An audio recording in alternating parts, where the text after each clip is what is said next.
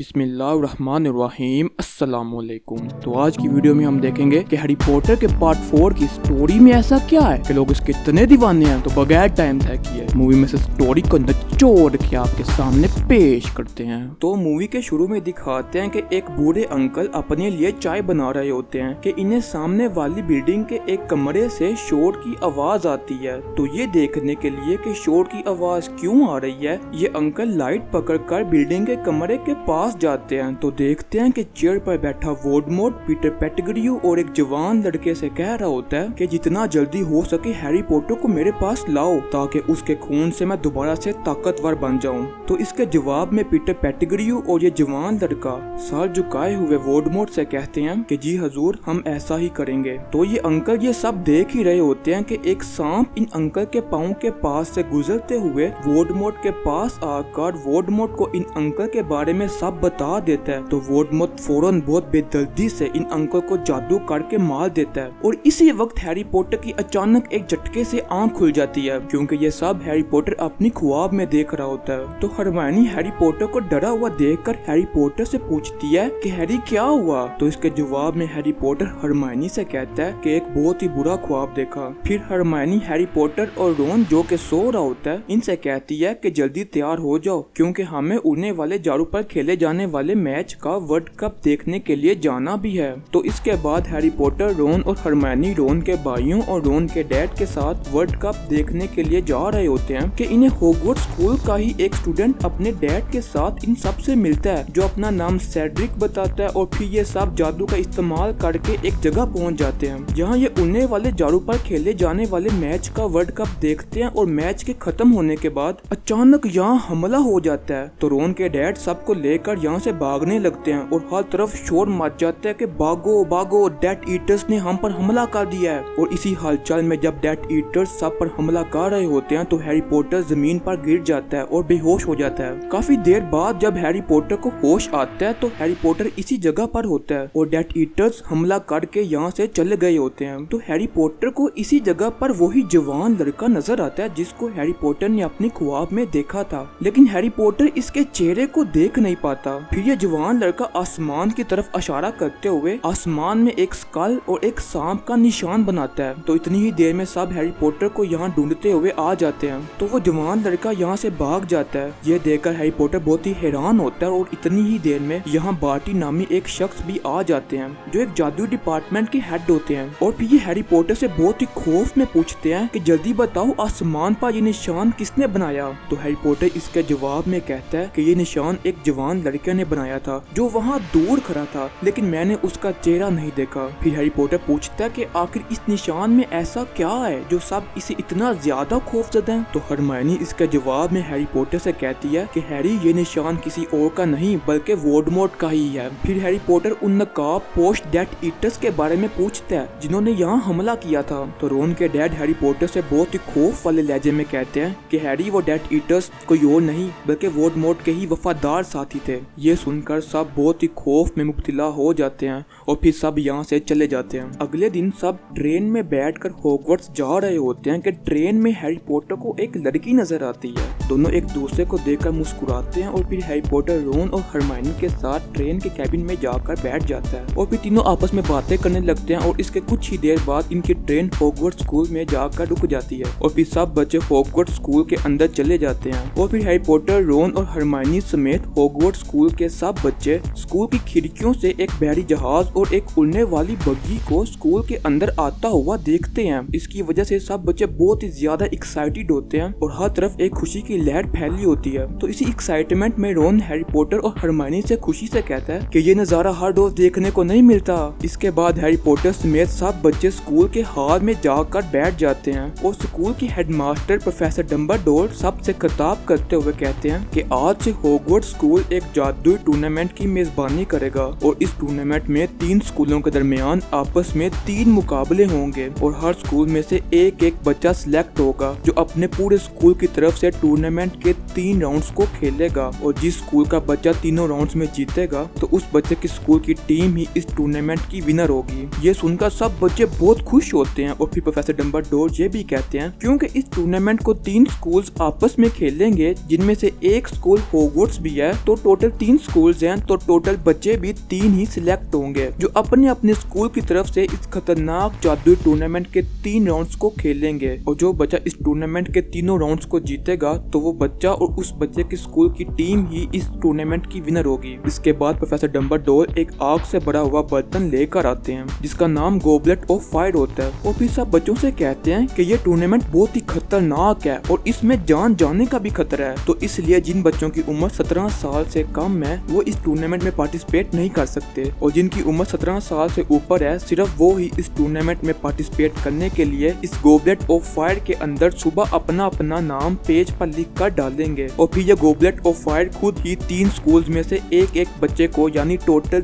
3 बच्चों को सिलेक्ट करेगा जो इस जादू टूर्नामेंट के टोटल 3 राउंड्स को आपस में खेलेंगे। हैरी पॉटर, रोन और हरमाइनी की उम्र 17 साल से कम होती है तो इस पर इन तीनों को बहुत दुख होता है क्योंकि ये तीनों अपनी उम्र कम होने की वजह से टूर्नामेंट में पार्टिसिपेट नहीं कर सकते। फिर प्रोफेसर डम्बलडोर 3 स्कूल्स की टीम में से 2 स्कूल्स की टीम को हॉल के अंदर बुलाते हैं जिनमें से एक स्कूल की टीम लड़कियों की और दूसरे स्कूल की टीम लड़कों की होती है जबकि तीसरा स्कूल हॉगवर्ट्स खुद ही होता है जो कि मेजबानी कर रहा होता है। इसके कुछ ही देर बाद हॉल के अंदर एक एलिस्टर नामी बंदा आता है जो स्कूल का प्रोफेसर होता है तो इसके आते ही हॉल में बिजली चमकने लगती है। फिर ये प्रोफेसर डम्बलडोर से मिलता है और अपनी एक मसनूई आंख से हैरी पॉटर की तरफ देखता है और फिर हॉल के अंदर बैठ जाता है। सब बच्चे इसको देखकर बहुत ही ज्यादा खौफजदा हो जाते हैं। इसके बाद सब बच्चे अपने अपनी क्लासेस में चले जाते हैं और प्रोफेसर एलिस्टर की जादू सिखाने वाली एक क्लास होती है जिसमें ये बच्चों को 3 किस्म के जादू एक मकड़ी के ऊपर करके सिखा रहे होते हैं जिससे मकड़ी को बहुत ही ज्यादा तकलीफ हो रही होती है और इस तकलीफ से मकड़ी तड़प रही होती है। तो ये देखकर हरमानी चिल्लाकर इन्हें जादू करने से रोकती है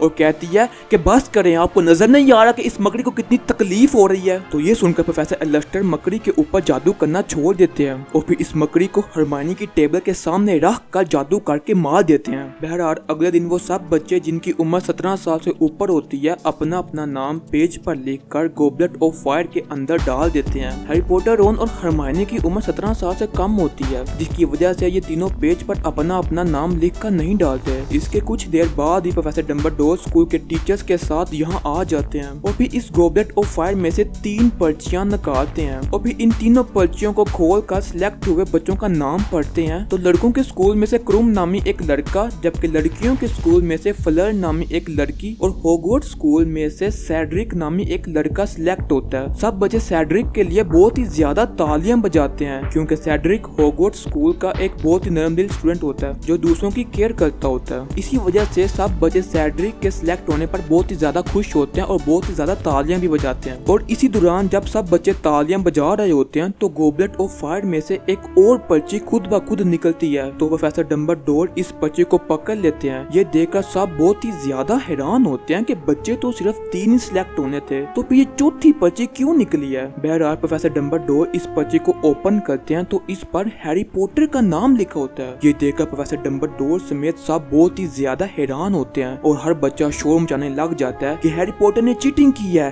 क्योंकि हैरी पॉटर की उम्र 17 साल से कम है। फिर प्रोफेसर डम्बलडोर हैरी पॉटर को सबके सामने अपने पास बुलाते हैं और हैरी पॉटर से सबके सामने पूछते हैं कि हैरी सच बताओ, क्या तुमने अपने नाम की पर्ची इस गोबलेट ऑफ फायर के अंदर डाली थी? तो हैरी पॉटर नाम में साड़ी लाता है और फिर कहता है कि मैंने ऐसा कुछ भी नहीं किया और मैं इस खतरनाक खेल को बिल्कुल भी नहीं खेलूंगा क्योंकि इसमें जान जाने का भी खतरा है और मेरी तो उम्र भी 17 साल से कम है जो मुझे अलाउ नहीं करती कि मैं इस खतरनाक जादू टूर्नामेंट को खेलूं। तो फिर मिस्टर बार्टी जो एक जादू डिपार्टमेंट के हेड होते हैं ये सब सिचुएशन देखते हैं और इसका जायजा लेने के बाद ये कहते हैं कि ये फैसला गोबलेट ऑफ फायर ने किया है तो हमें इसकी बात माननी ही पड़ेगी। फिर प्रोफेसर डम्बलडोर हैरी पॉटर से कहते हैं कि हैरी अब तुम इस खतरनाक खेल से पीछे नहीं हट सकते, अब तुम्हें इस खेल को हर हाल में खेलना ही होगा। हैरी पॉटर ये सुनकर बहुत ही ज्यादा खौफ महसूस करता है और अब जादू टूर्नामेंट में हॉगवर्ट्स स्कूल की नुमाइंदगी 2 स्टूडेंट्स यानी हैरी पॉटर और सेड्रिक कर रहे होते हैं। फिर इसके बाद अगले दिन एक news anchor Harry Potter, Cedric, Krum और फ्लड के पास आती है और इनका अपने एक अखबार के लिए इंटरव्यू लेती है क्योंकि ये चारों खतरनाक जादू टूर्नामेंट के लिए सिलेक्ट हुए होते हैं। इसके कुछ ही दिनों बाद टूर्नामेंट के 3 राउंड्स में से पहला राउंड शुरू होता है, जिसमें हैरी पॉटर समेत बाकी तीनों प्लेयर्स को ड्रैगन का मुकाबला करके इनके अंडों को लेकर आना होता है। खेल शुरू होता है तो हैरी पॉटर समेत बाकी तीनों ड्रैगन्स का मुकाबला करके बहुत ज्यादा मुश्किल से इनके अंडों को लेकर आने में कामयाब हो जाते हैं और अपनी अपनी जगह बना लेते हैं अगले राउंड के लिए। तो इस पर हरमाइनी समेत रोन और पूरा हाल तालियां बजाने लगते हैं और यहाँ खतरनाक जादू टूर्नामेंट के 3 राउंड्स में से पहला राउंड खत्म हो जाता है। फिर इसके बाद अगले दिन प्रोफेसर मैगोनिगल सब बच्चों को इकट्ठा करके ये कहती हैं कि हमारे यहाँ ये ट्रेडिशन है कि पहला राउंड खत्म होने पर हम सब रात को अपने अपने डांस पार्टनर के साथ डांस करते हैं और आप सबको अपना अपना डांस पार्टनर खुद ही डिसाइड करना होगा। ये सुनकर सब बच्चे बहुत ज्यादा खुश होते हैं। तो इसी खुशी में रोन प्रोफेसर मैगोनिगल की ये बात सुनकर हंस पड़ता है। तो प्रोफेसर मैगोनिगल रोन को हंसता देख लेती हैं। तो फिर प्रोफेसर मैगोनिगल रोन को अपने पास बुलाती हैं। तो रोन के चेहरे पर 12 बज जाते हैं। तो रोन प्रोफेसर मैगोनिगल के पास जाता है। तो प्रोफेसर मैगोनिगल अपने हाथ से रोन के एक हाथ को पकड़ती हैं और फिर रोन से कहती हैं कि अपना दूसरा हाथ मेरी कमर पर रखो। तो ये सुनकर रोन शर्मा जाता है। तो फिर प्रोफेसर मैगोनिगल रोन का हाथ खुद ही पकड़कर अपनी कमर पर रख देती हैं और फिर रोन के साथ डांस करती हैं। तो ये देखकर सब बच्चे बहुत मुस्कुराते हैं और रोन की शर्म के मारे बुरी हालत हुई होती है। तो इसी दौरान डांस करते हुए प्रोफेसर मैगोनिगल सब बच्चों से कहती हैं कि कुछ इस तरह का ही डांस आप सब ने भी अपने अपने डांस पार्टनर के साथ डांस पार्टी पर करना होगा। बहरहाल इसके बाद रात हो जाती है और सब बच्चे सो जाते हैं। अगले दिन सब लड़के और लड़कियां अपना अपना डांस पार्टनर ढूंढने लगते हैं। तो इसी दौरान हैरी पॉटर रोन से कहता है कि ड्रैगन से लड़ना आसान है, लेकिन किसी लड़की को अपना डांस पार्टनर बनने के लिए पूछना बहुत ही मुश्किल है। इसके बाद हैरी पॉटर और रोन हरमाइनी के साथ लाइब्रेरी में बैठकर पढ़ रहे होते हैं कि रोन हरमाइनी से पूछता है कि हरमाइनी तुम भी तो एक लड़की हो। तो उसके जवाब में हरमाइनी गुस्से से कहती है अच्छा पता चल गया तुम दोनों को कि मैं भी एक लड़की हूँ। तो रोन हरमाइनी से कहता है कि क्या है कि अगर लड़का डांस करने अकेला जाए तो लोग सिर्फ हंसेंगे, लेकिन लड़की को अकेला देखकर लोग क्या सोचेंगे। तो ये सुनकर हरमाइनी गुस्से में कहती है कि तुम दोनों की इंफॉर्मेशन के लिए मैं बता दूं कि मैं अकेली नहीं जा रही, क्योंकि मुझसे किसी ने पूछा था और मैंने हाँ कर दी। फिर ये कहकर हरमाइनी यहाँ से गुस्से में चली जाती है। इसके बाद रोन हैरी पॉटर से कहता है कि कुछ भी हो जाए आज हम स्कूल के कॉमन रूम में जाएंगे और अपनी अपनी डांस पार्टनर्स को ढूंढ कर ही लाएंगे। ये सुनकर हैरी पॉटर हाँ में साड़ी लाता है। इसके बाद अगले दिन स्कूल की सीढ़ियों पर हैरी पॉटर का सामना उस लड़की से होता है जो हैरी पॉटर को पसंद होती है। तो हैरी पॉटर हिम्मत करके इससे अपनी डांस पार्टनर बनने के लिए पूछता है। तो ये हैरी पॉटर से कहती है सॉरी हैरी, लेकिन तुमसे पहले किसी और ने मुझसे पूछ लिया और मैंने हाँ कर दी। ये सुनकर हैरी पॉटर उदास हो जाता है और फिर इससे कहता है कोई बात नहीं। इसके बाद रात को सब बच्चे रोन को पकड़कर अपने साथ हैरी पॉटर और हरमाइनी के पास लेकर आते हैं। तो रोन की बुरी हालत देखकर हरमाइनी पूछती है कि रोन को क्या हुआ। तो इसके जवाब में रोन की बहन हरमाइनी से कहती है कि बस इसने फ्लर को अपनी डांस पार्टनर बनने के लिए पूछ लिया। तो ये सुनकर हैरी पॉटर फौरन पूछता है क्या कहा उसने। तो हरमाइनी कहती है कि जरूर ना ही कहा होगा। तो उसके जवाब में रोन अपना नई में साड़ी लाता है और फिर कहता है कि वो अचानक मेरे सामने आई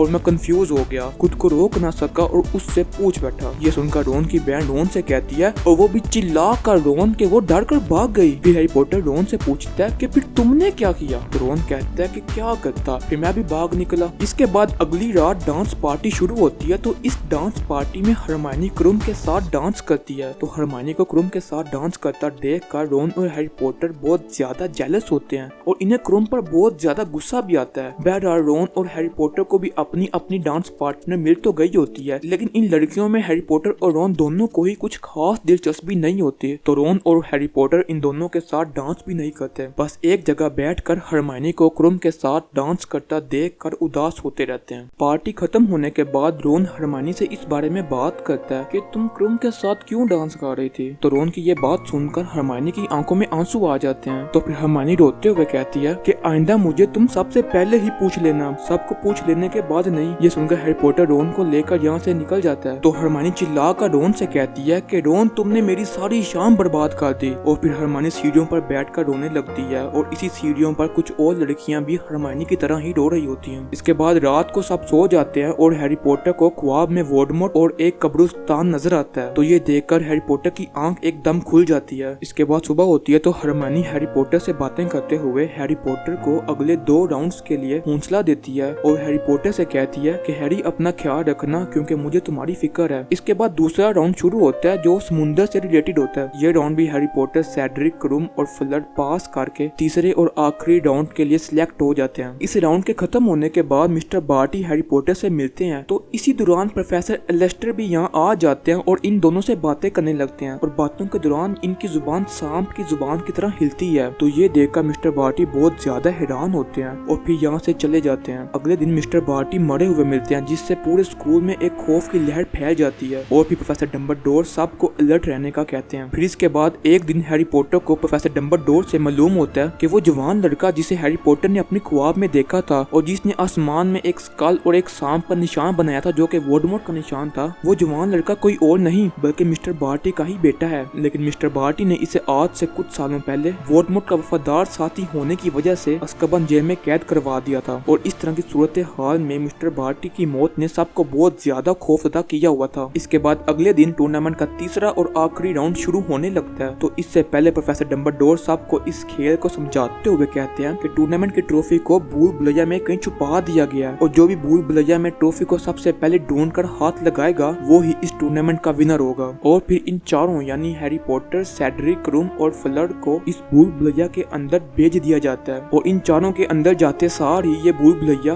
बाहर से बंद हो जाती है और इस भूल भुलैया के अंदर बहुत ज्यादा खौफनाक मंजर बन जाता है और भूल भुलैया के अंदर सब ट्रॉफी को ढूंढने लगते हैं। तो इसी दौरान फ्लड को क्रूम जादू करके आगे जाने से रोक देता है, तो फ्लड यहाँ फंस जाती है। तो हैरी पॉटर फ्लड की चीख की आवाज सुनकर यहाँ भाग कर आता है और फ्लड की जान बचाता है। फ्लड की जान तो बच जाती है लेकिन फ्लड टूर्नामेंट से बाहर हो जाती है और फिर इस भूल भुलैया से बाहर आ जाती है। इसके बाद हैरी पॉटर और सेड्रिक को ट्रॉफी नजर आ जाती है, तो फिर दोनों इस ट्रॉफी को पकड़ने के लिए भागने लगते हैं। हैरी पॉटर सेड्रिक से पहले ट्रॉफी को हाथ लगाना चाह रहा होता है और सेड्रिक हैरी पॉटर से पहले, इसीलिए दोनों ट्रॉफी की तरफ भाग रहे होते हैं कि अचानक सेड्रिक जमीन पर गिर जाता है और जंगली टहनियां सेड्रिक को पकड़ लेती हैं, जिससे सेड्रिक की हालत खराब होने लगती है। तो सेड्रिक चिल्लाकर हैरी पॉटर से हेल्प का कहता है, तो हैरी पॉटर ट्रॉफी की तरफ भागना छोड़कर सेड्रिक की मदद करता है और सेड्रिक की जान बचा लेता है। तो फिर सेड्रिक हैरी पॉटर का शुक्रिया अदा करता है और हैरी पॉटर से कहता है कि जाओ हैरी, ट्रॉफी को जाकर पकड़ लो क्योंकि इस पर तुम्हारा ही हक है। इतनी देर में यहाँ बहुत ज्यादा तूफान आ जाता है, तो हैरी पॉटर सेड्रिक से कहता है कि हम दोनों इकट्ठे इस ट्रॉफी को हाथ लगाएंगे। सेड्रिक ये सुनकर हाँ में साड़ी लाता है और फिर 3 की गिनती पर दोनों एक साथ ट्रॉफी को हाथ लगाते हैं। तो अचानक ये दोनों ट्रॉफी समेत एक कब्रिस्तान में पहुंच जाते हैं और ट्रॉफी दूर जाकर गिर जाती है। फिर सेड्रिक हैरी पॉटर से पूछता है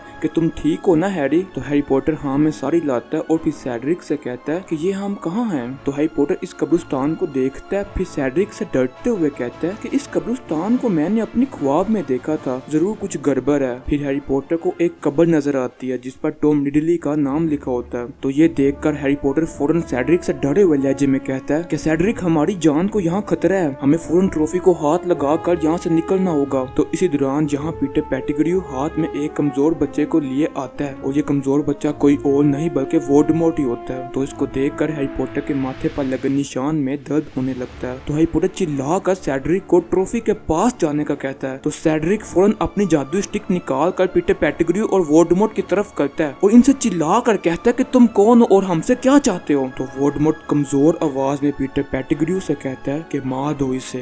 तो पीटर पेटिग्र्यू फौरन जादुई स्टिक निकाल कर सेड्रिक पर जादू करता है, जिससे सेड्रिक दूर जाके गिर जाता है और 1 सेकंड में ही मर जाता है। सेड्रिक को मरा हुआ देखकर हैरी पॉटर चिल्लाता है और फिर पीटर पेटिग्र्यू हैरी पॉटर पर जादू करके हैरी पॉटर को एक जगह बांध देता है और फिर हैरी पॉटर के सामने एक आग के ऊपर पड़े बड़े बर्तन के अंदर वोल्डेमॉर्ट को डालता है और फिर इस बर्तन के अंदर टॉम रिडली की कब्र से एक हड्डी निकाल कर भी डालता है और फिर अपना हाथ भी काट कर इस बर्तन के अंदर डाल देता है और फिर छुरी लेकर हैरी पॉटर के पास आता है और फिर इस छुरी से हैरी पॉटर के हाथ पर एक कट लगाता है और फिर इस छुरी की मदद से हैरी पॉटर के हाथ से थोड़ा सा खून निकाल कर भी इस बड़े बर्तन के अंदर डालता है और फिर खुद भाग कर यहाँ से दूर होकर खड़े हो जाता है। तो इस बर्तन में एकदम आग लग जाती है और फिर इस बर्तन में से वोल्डेमॉर्ट की असल शक्ल बनने लगती है और फिर आहिस्ता आहिस्ता वोल्डेमॉर्ट अपनी असल और ताकतवर शक्ल में आ जाता है और फिर वोल्डेमॉर्ट अपने माथे पर हाथ लगाता है तो एकदम इसकी आंखें भी खुल जाती हैं। फिर वोल्डेमॉर्ट चल कर पीटर पेटिग्र्यू के पास आता है और इससे अपनी जादुई छड़ी का कहता है। तो पीटर पेटिग्र्यू वोल्डेमॉर्ट को जादुई छड़ी निकाल कर देता है तो वोल्डेमॉर्ट इस जादुई छड़ी को पकड़ लेता है और इसी दौरान हैरी पॉटर की तकलीफ से बुरी हालत हुई होती है। तो वोल्डेमॉर्ट पीटर पेटिग्र्यू से कहता है कि अपना दूसरा हाथ आगे करो। तो पीटर पेटिग्र्यू डरते डरते अपना दूसरा हाथ आगे करता है तो फिर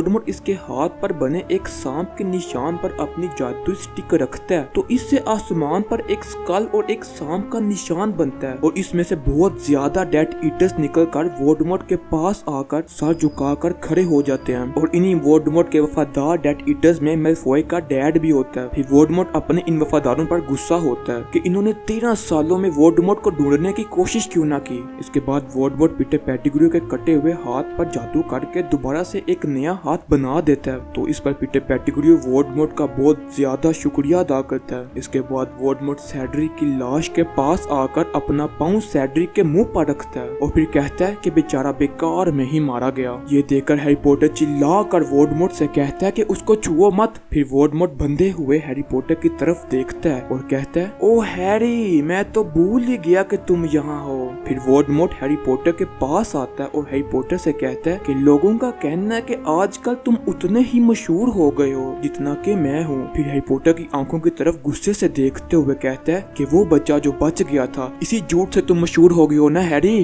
फिर कहता है कि मैं तुम्हें बताऊं कि 13 साल पहले असल में क्या हुआ था। क्या मैं ये भी बताऊं कि किस तरह मैंने अपनी पूरी ताकत खो दी। तो सुनो, एक माँ की ममता जो तुम्हारी प्यारी माँ लिली पॉटर ने तुम्हारे लिए यानी अपने इकलौते बेटे के लिए जान दी तो एक ऐसा कवच बना जिसे मैं छू नहीं सका। वो एक पुराना जादू था जिसका मुझे ख्याल रखना चाहिए था। फिर हंसते हुए कहता है कि पर कोई बात नहीं, अब हालात बदल चुके हैं। ये कहकर वोल्डेमॉर्ट एक तेजी के साथ हैरी पॉटर के माथे पर अपनी उंगली रख कर जोर से दबाने लगता है। इससे हैरी पॉटर को बहुत तकलीफ होती है और तकलीफ की वजह से हैरी पॉटर बहुत चिल्लाता है। फिर वोल्डेमॉर्ट हैरी पॉटर के माथे से अपनी उंगली उठा लेता है और एक झटके से हैरी पॉटर को जमीन पर गिरा देता है और फिर हैरी पॉटर से ऊंची आवाज में कहता है कि अपनी जादुई छड़ी उठाओ पॉटर। फिर दोबारा और ज्यादा गुस्से में कहता है कि मैंने कहा उठाओ पॉटर और खड़े हो जाओ। तो हैरी पॉटर दूर गिरी अपनी जादुई छड़ी पकड़ लेता है। फिर वोल्डेमॉर्ट हैरी पॉटर से कहता है कि ये सब तो तुम्हें स्कूल में सिखाया ही गया होगा, पहले हम झुक कर एक दूसरे को इज्जत देंगे। फिर हैरी पॉटर से कहता है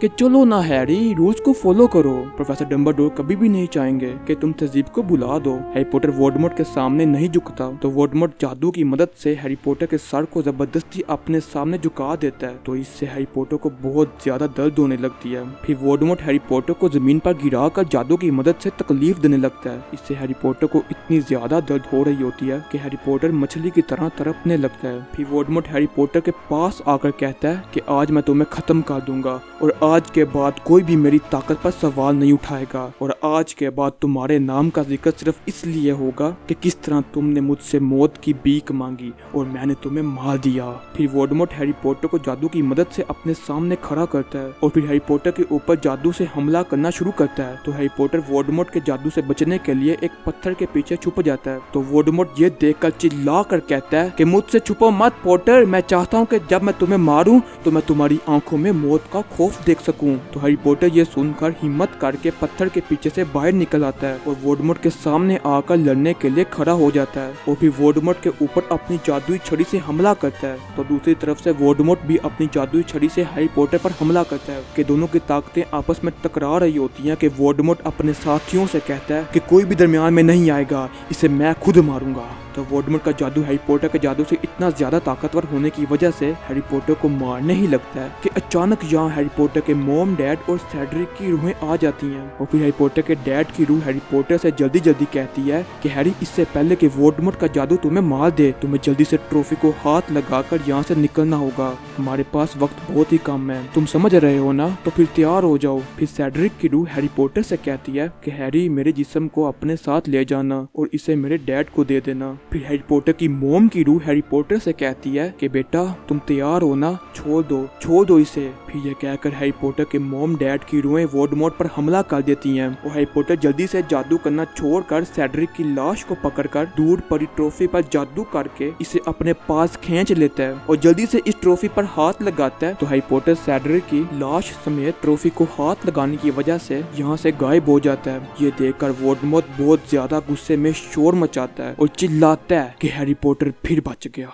हैरी पॉटर सेड्रिक की लाश और ट्रॉफी समेत स्कूल में सबके दरमियान पहुंचा होता है तो सब हैरी पॉटर के साथ ट्रॉफी को देखकर बहुत खुश होते हैं और तालियां बजाते हैं कि हैरी पॉटर जीत गया है। तो फिर सब एकदम तालियां बजाना छोड़ देते हैं और हर तरफ एक खामोशी की लहर फैल जाती है है क्योंकि सब देखते हैं कि हैरी पॉटर सेड्रिक की तरफ देखकर जोर जोर से रो रहा होता है। फिर सेड्रिक को मरा हुआ देखकर पूरे हॉल में गम की लहर फैल जाती है और सेड्रिक को मरा हुआ देखकर फ्लर एक चीख मारती है। फिर प्रोफेसर डंबलडोर भागकर हैरी पॉटर के पास आते हैं। वो हैरी पॉटर को हौसला देते हैं। तो हैरी पॉटर जोर जोर से रोते हुए कहता है कि वोल्डेमॉर्ट वापिस आ गया और सेड्रिक ने मुझसे कहा कि मेरा जिस्म वापिस लेते हुए जाना और इसे मेरे डैड को दे देना। मैं सेड्रिक को वहाँ कैसे छोड़ देता। फिर प्रोफेसर डंबलडोर हैरी पॉटर को और ज्यादा हौसला देते हैं। तो इसी वक्त सेड्रिक के डैड सेड्रिक के पास भाग कर आते हैं और फिर सेड्रिक की लाश को देखकर जोर जोर से रोने लगते हैं। ये दुखी मंजर देखकर सबकी आंखों में आंसू आ जाते हैं और फिर इसी वक्त प्रोफेसर एलिस्टर हैरी पॉटर को हौसला देते हुए यहाँ से हैरी पॉटर को अपने कमरे में ले जाते हैं और फिर हैरी पॉटर को एक टेबल पर बिठाते हैं और हैरी पॉटर से कहते हैं अब तुम ठीक हो ना। ये सुनकर हैरी पॉटर हाँ में साड़ी लाता है। फिर प्रोफेसर एलिस्टर हैरी पॉटर से कहते हैं कि हैरी पॉटर मुझे बताओ कि उस वक्त कब्रिस्तान में तुम्हारे साथ और कौन कौन था।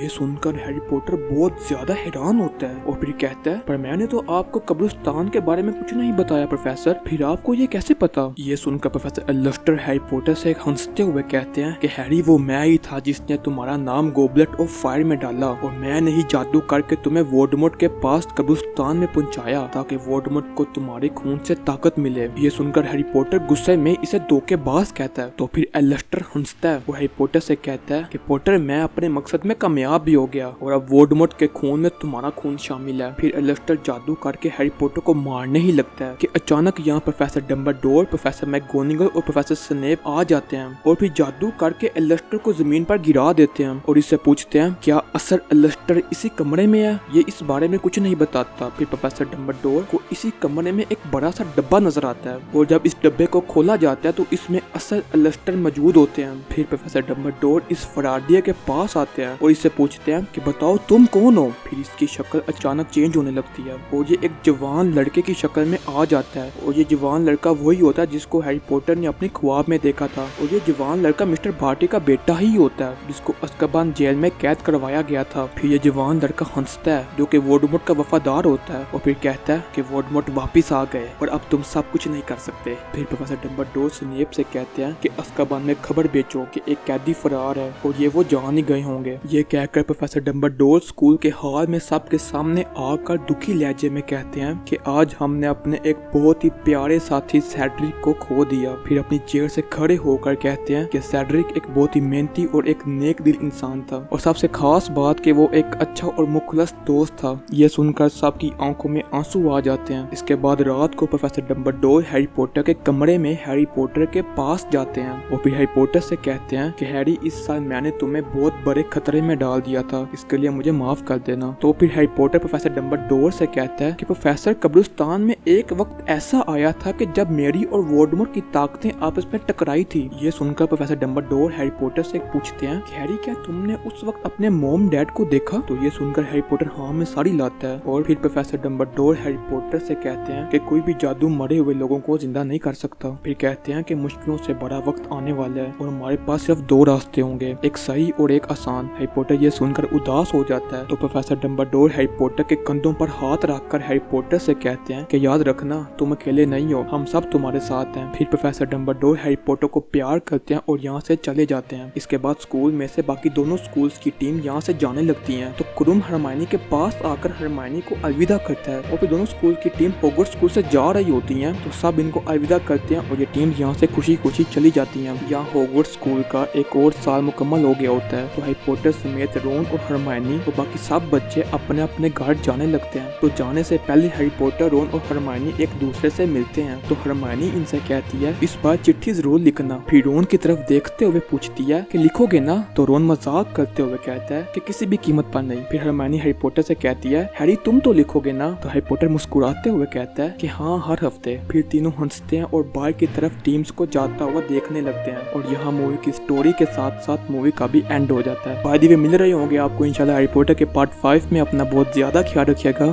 अल्लाह हाफिज।